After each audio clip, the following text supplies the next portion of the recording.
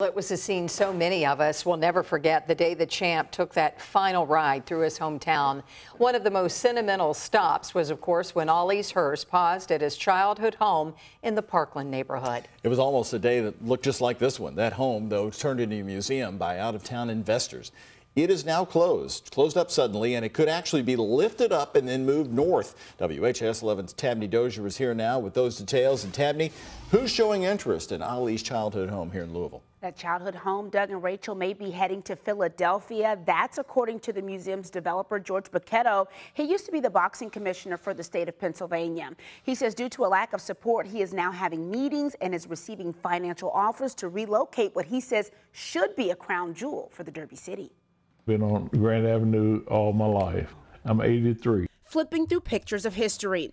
There's no need to Google some of Muhammad Ali's childhood memories. All you have to do is sit and talk with Lawrence Montgomery. President Carter invited us to the White House.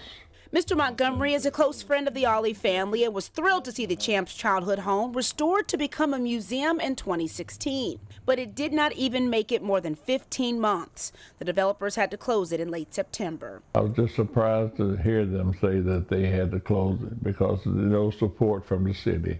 Pennsylvania and Philadelphia are dying to have this home moved there. I don't want to do it because it belongs in Louisville, but I'm going to do it if Louisville doesn't wake up. The owner and developer, George Bocchetto, says even a historic landmark such as this cannot survive without the financial backing of the city. You have to have a program director, security, tour guide, pay utilities and maintenance and everything else. How much do you really generate with an $8 ticket price? Bocchetto says he met with Mayor Greg Fisher back in the spring, but not much changed afterwards. What he has not done, though, is really put the pressure on his budgeting staff and his administration to make sure that the city steps up and helps support and promote the museum. If they can't get support from around here, we should ask nationwide for support for funding.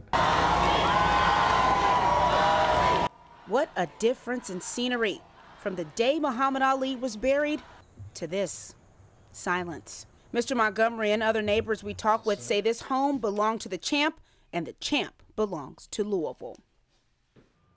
Now, here is the response I received from Mayor Greg Fisher's office regarding the Boyhood Home Museum. Quote, the city allocated $50,000 for the museum, but the owners never picked up that check, so the city has been supportive of the museum. The Bocchettos own the home and can move it should they choose, but Muhammad Ali's home will always be 3302 Grand Avenue. The mayor's office says it will look at the budget in January to see if it can provide more funding. George Bocchetto says never say never. He wants to find a solution to keep the museum in Louisville, but tells me he cannot do it by himself. I'm Tabney Dozier, WHAS 11 News.